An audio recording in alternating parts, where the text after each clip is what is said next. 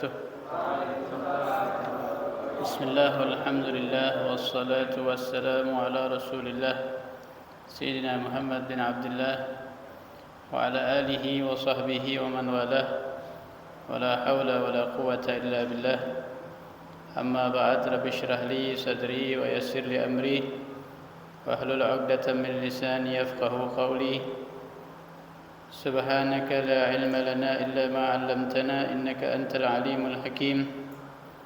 اللهم لا سهل إلا ما جعلته سهلا وأنت تجعل الحزن إذا شئت سهلا. نويت التعليم والتعلم والنفاء والانتفاء والإفادة والاستفادة والحث على التمسك بكتاب الله وسنة رسوله والدعاء إلى الهدى والدلالة على الخير ابتغاء وجه الله ومرضاته وقربه وثوابه. اللهم إنا نسألك فهم النبيين وحفظ المرسلين وإلهام الملائكة المقربين. اللهم أغننا بالعلم وزينا بالحلم وأكرمنا بالتقوى وجملنا بالعافية برحمتك يا أرحم الراحمين. Kita bersyukur kepada Allah Subhanahu wa taala di malam hari yang penuh berkah ini kembali dikumpulkan di Masjid Nurul Ukhuwah untuk memakmurkan masjid dan juga mempelajari kitab Fawaidul Mukhtarah. Semoga apa yang kita lakukan selalu mendapatkan keberkahan dan keridhaan dari Allah dan menjadi saksi bagi kita tatkala berjumpa dengan Allah Subhanahu wa taala. Amin amin ya rabbal alamin. Disebutkan di sini fadlul ulama, keutamaan para ulama. Qala subhanahu fil ayatil muhkamat. Allah Subhanahu wa taala berfirman di dalam Al-Qur'an, yarfa'illahu alladhina amanu minkum walladhina utul ilma darajat. Allah Subhanahu wa taala mengangkat derajat orang yang beriman di antara kalian dan orang yang diberi ilmu di antara kalian, darajat, beberapa derajat. Jadi ada selisih derajat antara orang yang beriman biasa dan orang yang beriman tapi berilmu. Itu selisihnya disebutkan oleh Sayyidina Abdullah bin Abbas sekitar 700 derajat. Qala Ibnu Abbas radhiyallahu anhuma, lil ulama darajatun fawqal mu'minina bi 700 darajah. Untuk ulama ada 700 derajat tingkatannya, lebih utama daripada orang iman yang biasa. Jadi orang yang berilmu ini lebih afdal daripada orang beriman biasa yang tidak berilmu, yang tidak ada ilmunya. Selisihnya berapa? 700 derajat.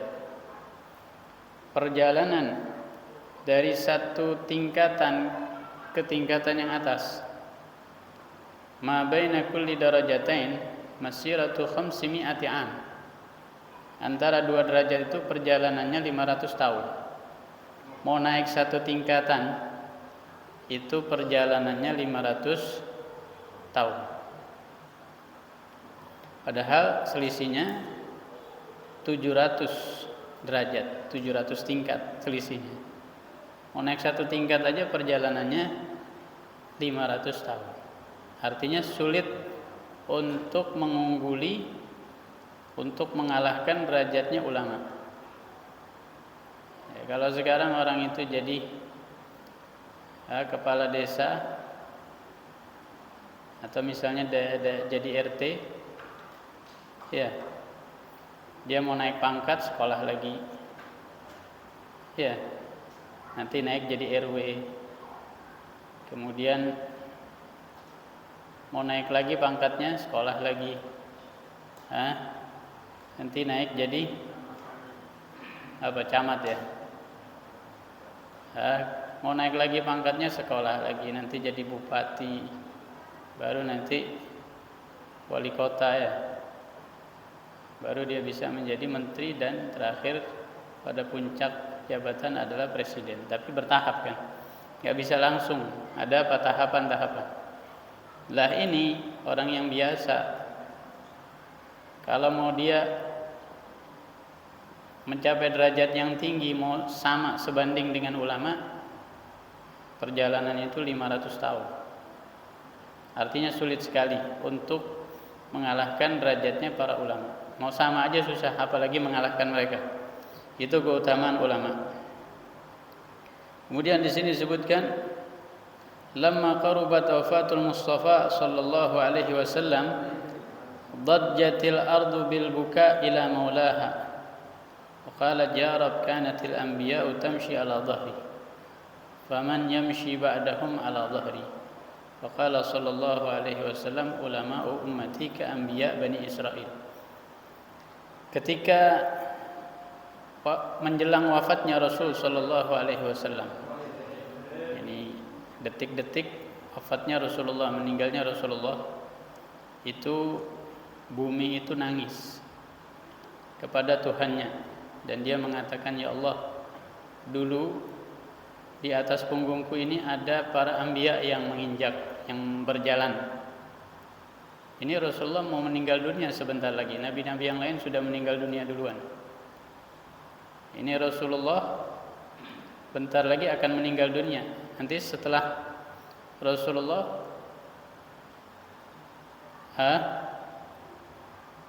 siapa yang akan berjalan di atas punggungku lagi? Maka di situ Allah mengatakan apa? Ulama ummati ka anbiya bani Israil.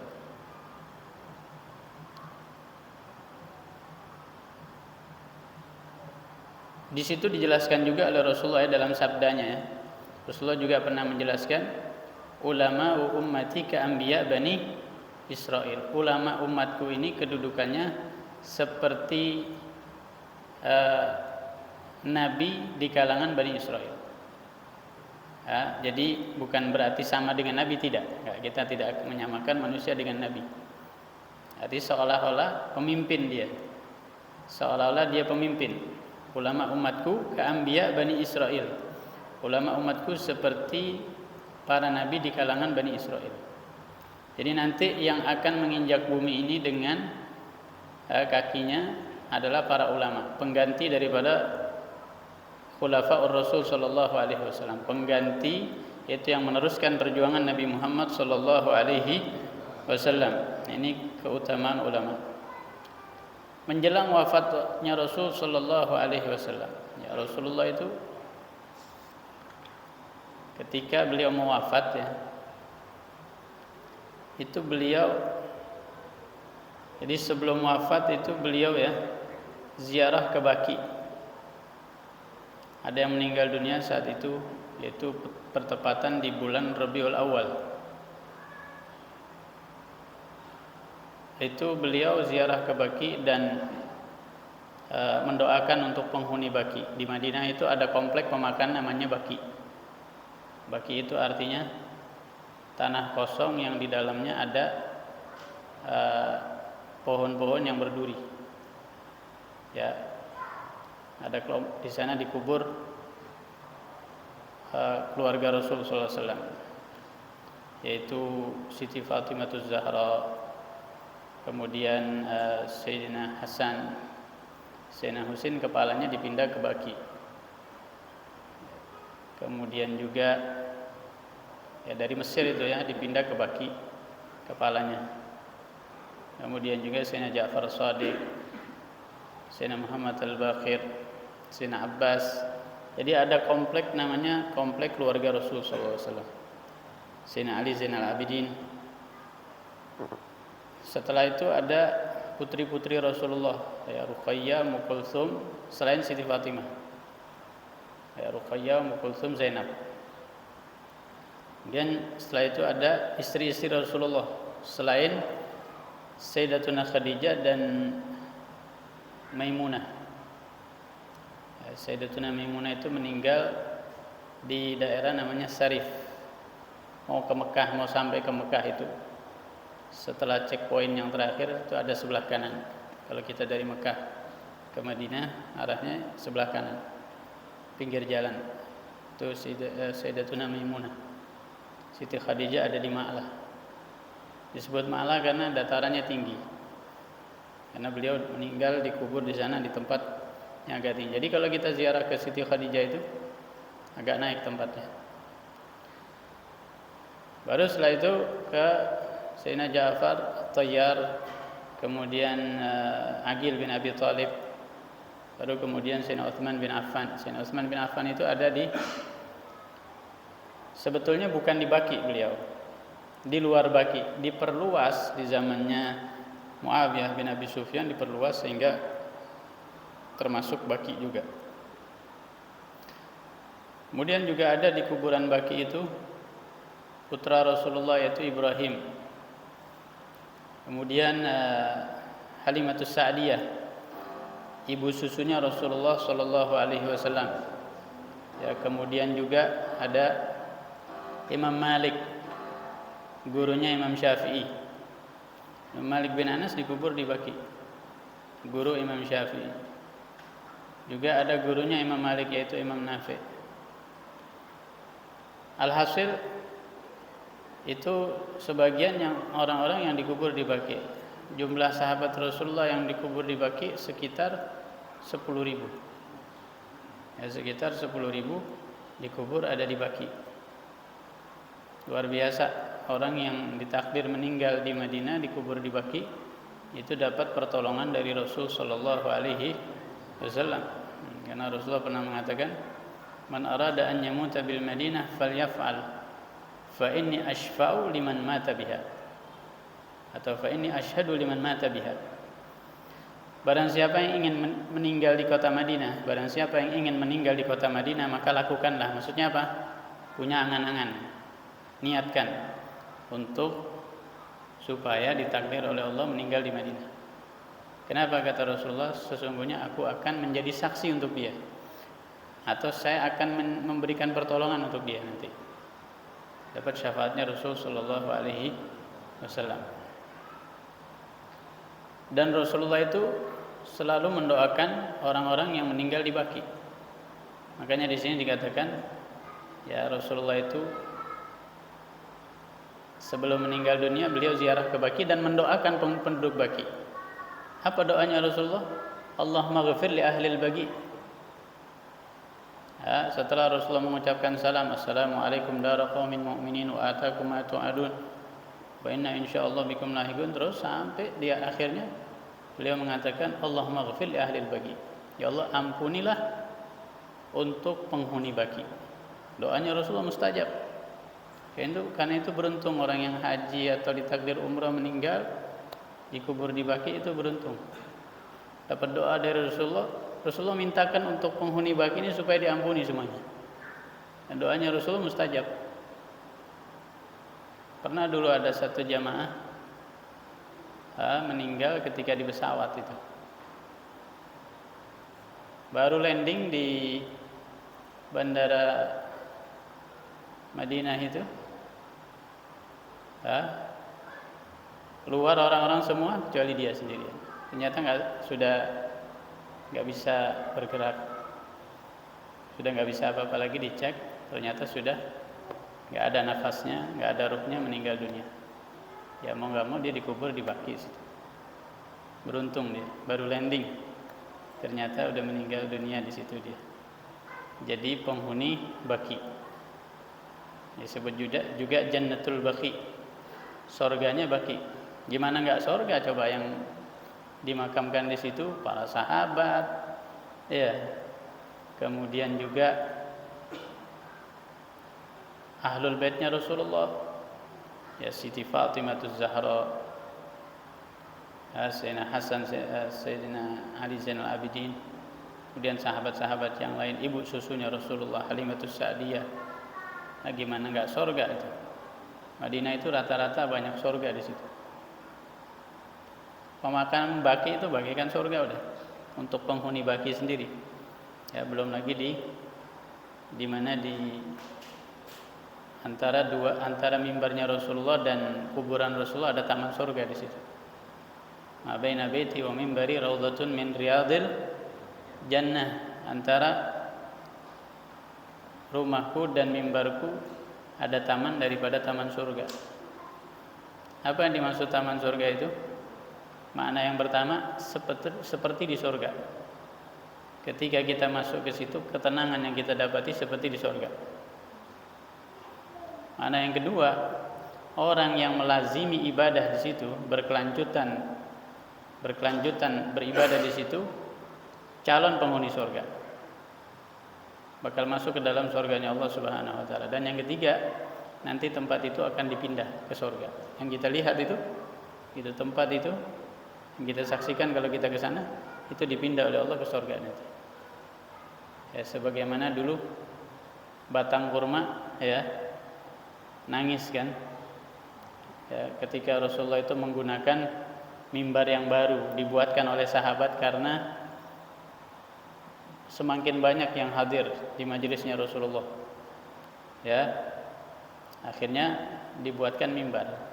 Batang kurma ini yang biasa dijadikan sandaran Rasulullah ditinggalkan. Dia nangis itu, merintih. Akhirnya ketika Rasulullah sedang khutbah turun dan dipeluk oleh Rasulullah ini batang kurma. Sebagaimana ibu berusaha mendiamkan anaknya yang sedang nangis, Rasulullah berusaha mendiamkan si batang kurma tadi. Nah, di saat itu Rasulullah memberikan pilihan. Apakah dia mau dikembalikan lagi ke pohonnya, ya, ditanam lagi, dikembalikan lagi ke pohonnya, tumbuh lagi buahnya, atau sekarang dia dipendam, ya, artinya nggak hidup lagi sudah. Tapi nanti buahnya akan dimakan oleh para nabi dan para kekasihnya Allah ada di surga. Dia lebih memilih pilihan yang kedua tadi. Gak apa-apa, sekarang udah jadi benda mati, gak ada apa-apanya sudah. Dipendam, dibuang, tapi nanti buahnya dimakan oleh para nabi dan para rasul dan orang-orang yang menjadi kekasihnya Allah Subhanahu wa ta'ala. Jadi dia lebih memilih dipindahkan ke surga daripada ada di bumi kembali hidup lagi, ibaratnya kembali jadi pohon lagi, utuh lagi. Dia lebih milih dipindah ke surga. Itu salah satu contoh tempat yang dulu di bumi dipindah di surga. Begitu juga Raudhah yang nanti itu yang kita lihat itu kalau di takbir umroh itu nanti bakal dipindah oleh Allah ke surga. Luar biasa. Di situ Rasulullah mendoakan penghuni baki dan pulang dari situ, ya, pulang dari baki ini Rasulullah jatuh sakit, ya. Apa yang beliau rasakan? Apa yang beliau rasakan itu sakit, pusing. Awalnya pusing, tapi ternyata tambah parah, yaitu demam. Ini bekas apa? Dulu pernah makan daging yang di situ ada racun ketika ada di Khaybar. Di akhir hayatnya beliau ini baru terasa itu demam beliau. Dan Rasulullah Shallallahu Alaihi Wasallam dalam keadaan demam, ya, panasnya luar biasa. Ada salah satu sahabat yaitu Sayyidina Abdullah bin Mas'ud. Beliau menjenguk Nabi Shallallahu Alaihi Wasallam ketika sedang panas demam, dan Sayyidina Abdullah bin Mas'ud ini memegang tubuhnya Nabi, dirasakan di situ panas yang luar biasa. Ya Rasulullah, engkau panas. Kau saat ini sangat demam ya Rasulullah. Sesungguhnya engkau ini mendapatkan pahala 2 kali ya Rasulullah. Enggak, begini, Rasulullah mengatakan ajal. Ya betul, saya ini dalam keadaan demam. Demam yang saya rasakan ini seperti 2 orang yang demam, jadi double. Panasnya itu seperti 2 orang rasa panasnya. Demam, suhu badannya Rasulullah itu seperti 2 orang yang kena demam panas sangat ini. Jadi double, makanya terasa panas ini Sayyidina Abdullah bin Mas'ud ketika megang. Rasulullah mengatakan apa? Sayyidina Abdullah bin Mas'ud mengatakan lagi apa? Engkau ya Rasulullah mendapatkan pahala 2 kali. Dzalika bi anna laka ajrain. Iya, kata Rasulullah, betul. Dan Rasulullah mengatakan hadis ini, ma min muslimin yusibuhu adan. Tidak ada seorang muslim yang dia terkena musibah, ada syaukatin atau terkena tusukan duri, fama fawqaha, dan yang lebih daripada itu, illa kaffarallahu biha sayiatihi, melainkan Allah hapus segala kesalahannya. Kama tahuttu syajaratu waraqaha, sebagaimana pohon itu merontokkan daun-daunnya. Jadi dibersihkan daripada kesalahan-kesalahan. Ini padahal Rasulullah SAW mengatakan. Tawadhunya Rasul sallallahu alaihi wasallam, padahal beliau orang yang maksum, tapi masih mengumpamakan dirinya punya kesalahan. Karena beliau di situ mengatakan tidak ada seorang muslim yang terkena musibah seperti ditusuk duri dan lebih dari itu, melainkan Allah hapus segala kesalahannya, seperti pohon merontokkan daun-daunnya. Kemudian beliau juga mengatakan asyaddun nasi balan al-anbiya tsummal amsal fal amsal. Paling kerasnya ujian untuk manusia itu diberikan kepada para nabi. Kemudian tsummal amsal fal amsal. Kemudian orang-orang yang memiliki kemuliaan setelah para nabi. Ya mungkin tabi'in, kemudian setelahnya lagi para ulama dan seterusnya. Itu yang dialami Rasul sallallahu alaihi wasallam. Ya, kemudian beliau minta kepada para sahabatnya untuk diambilkan air. Ahriqu alayya min sab'i qirabin. Ambilkan aku air 7 girbah. Girbah itu wadah yang terbuat dari kulit, minta 7 ember gitu. Jadi air ini diambil dari sumur mana aja yang ada di Madinah. Di Madinah itu banyak sumur ya. Ada sumur ini, sumur itu, ada sumur cincin, sumur, semua sumur itu. Jadi dicampur untuk meredahkan panasnya Rasul sallallahu alaihi wasallam. Kemudian itu diambilkan dan disiram ke badannya Rasul sallallahu alaihi wasallam untuk meredahkan panasnya Nabi sallallahu alaihi wasallam. Kemudian ya singkat cerita di sini,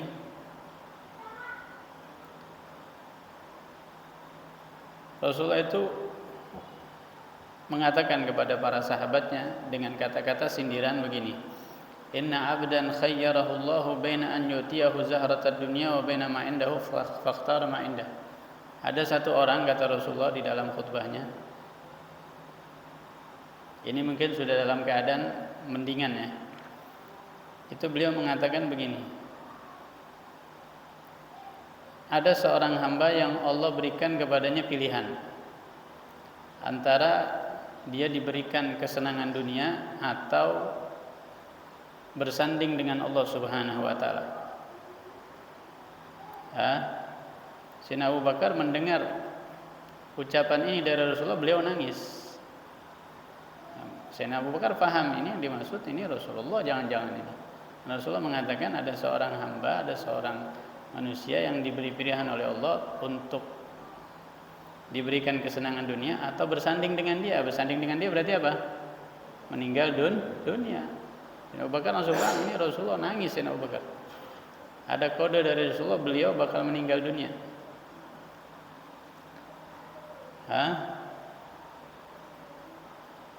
Dan Rasulullah pernah mengatakan juga untuk kepada pujian memuji Sayyidina Abu Bakar, beliau mengatakan begini, inna amannan nasi alayya bimalihi wa suhbatihi Abu Bakar. Sesungguhnya orang yang paling berjasa kepadaku dengan hartanya dan persahabatannya adalah Abu Bakar. Sayyidina Abu Bakar itu orang yang paling berjasa kepada Rasulullah ya, karena banyak membantu Rasulullah ketika hijrah, yang menemani Rasulullah. Hampir semua kekayaannya diberikan kepada Rasul sallallahu alaihi wasallam. Sampai beliau mengatakan tidak boleh ada pintu belakang yang terbuka kecuali pintunya Abu Bakar. Khawkhah itu pintu belakang. Sampai sekarang ada, kalau kita ziarah ke Madinah masuk Masjid Nabawi, sebelum pintu Babus Salam itu ada pintu-pintu di situ, di situ ada kata-kata khawkhah. Khawkhah itu pintu belakang. Jadi saat itu enggak boleh ada pintu yang terbuka, pintu belakang terbuka kecuali pintunya Abu Bakar. Ya luar biasa kedekatan sahabat Sayyidina Abu Bakar Siddiq kepada Rasul sallallahu alaihi wasallam. Ya. Ini Rasulullah tadi diambilkan air supaya panasnya reda, karena beliau nggak mau meninggalkan sholat jamaah. Beliau berusaha supaya pulih lagi dan bisa sholat berjamaah dengan sahabat Nabi Muhammad Sallallahu Alaihi Wasallam. Nah, tapi akhirnya juga jatuh sakit lagi, ya, agak baikan, ya, tapi parah lagi. Ya, akhirnya Sayyidina Abu Bakar disuruh jadi imam oleh Rasul Sallallahu Alaihi Wasallam.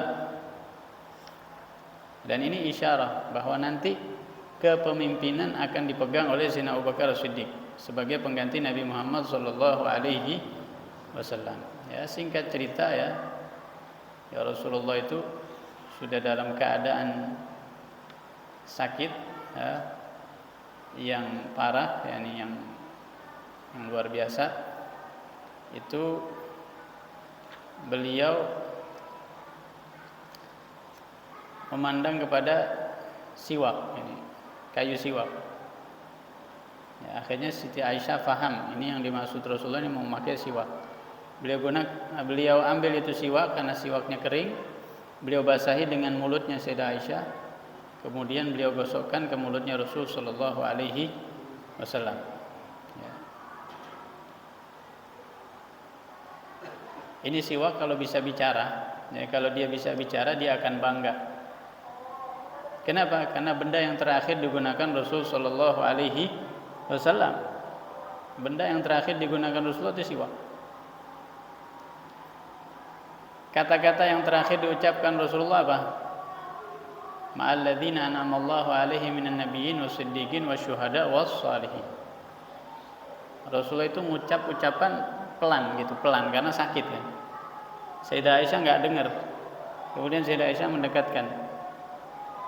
Ternyata yang didengar itu ma'alladzina an'amallahu 'alaihim minan nabiyyin wasiddiqin wasyuhada wassalihin. Seakan-akan dapat pilihan dari Allah mau bersama siapa nanti. Padahal semua umat nanti di bawah bendera Rasul Sallallahu Alaihi Wasallam, kan pemimpinnya Rasulullah nanti. Di padang mahsyar semua pemimpinnya Rasulullah SAW. Ya, nggak akan dihisap, nggak akan mulai dihisap itu semua kecuali ya Rasulullah nanti sujud kepada Allah, minta pertolongan kepada Allah, kemudian dikabulkan permintaannya supaya diberikan syafaat kepada umatnya. Baru setelah itu mulai dihisap. Kalau enggak mulai hisap. Semua nanti di bawah bendera Rasul Sallallahu Alaihi Wasallam. Tapi Rasulullah masih mengatakan ini di akhir umurnya, kata-kata yang terucap dengan suara yang pelan, ma'alladzina an'amallahu 'alaihim, bersama orang-orang yang Allah berikan nikmat. Alladzina an'amallahu 'alaihim minan nabiyyin, dari golongan para nabi, wasiddiqin, orang-orang yang kuat imannya, wasyuhada, orang yang mati syahid, dan seterusnya sampai akhir ayat. Dan beliau mengatakan, Allahumma ghfirli warhamni, ya Allah ampunilah aku dan rahmatilah aku. Itu Rasul Sallallahu Alaihi Wasallam, dan beliau dikubur di Madinah yang sampai sekarang jadi kuburannya. Sebelahnya makam Rasulullah ada Sayyidina Abu Bakar, kemudian sebelahnya lagi ada Sayyidina Umar. Masih ada satu tempat disisakan untuk nanti Nabi Isa. Nabi Isa itu nanti dikubur dekat dengan Rasulullah. Kenapa? Kenapa kok Nabi Isa yang dekat dengan Rasulullah kuburannya nanti? Ya satu komplek itu. Rasulullah, Sayyidina Abu Bakar, Sayyidina Umar, Nabi Isa nanti. Karena Nabi Isa itu yang membawa kabar gembira dengan kedatangan Rasulullah di akhir zaman. Di Al-Quran dikatakan apa? Ya Bani Israel, inni Rasulullah ilaikum musaddiqan lima baina yadayya minat Taurati wa mubasysyiran bi rasulin ya'ti min ba'di ismuhu Ahmad.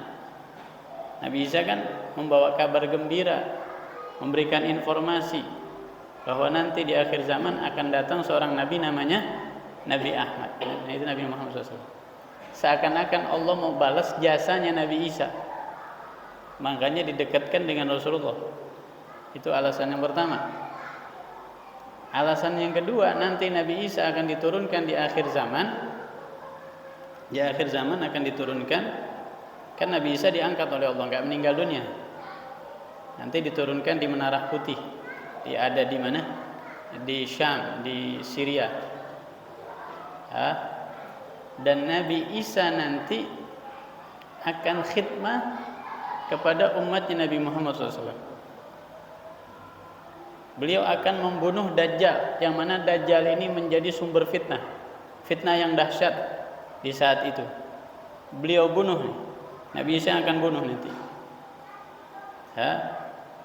Berkat khidmahnya Nabi Isa kepada umatnya Nabi Muhammad SAW, Allah jadikan Nabi Isa kuburannya dekat dengan Nabi Muhammad SAW, membantu umatnya Nabi Muhammad SAW.